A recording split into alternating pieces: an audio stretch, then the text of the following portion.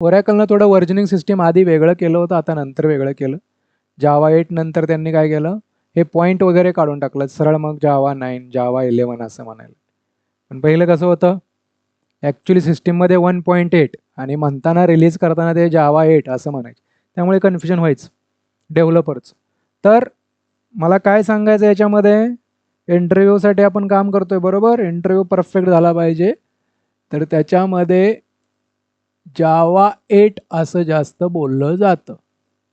पण जर तुम्ही कोणाला विचारलं की जावा 1.8 आणि जावा 8 म्हणजे काय, तर सिंपल ॲक्च्युली यूज करताना प्रोग्रामॅटिकली हे दिसतं तुम्हाला दिसताना, पण म्हणताना जावा 8च म्हणायचं आपलं, ठीक आहे.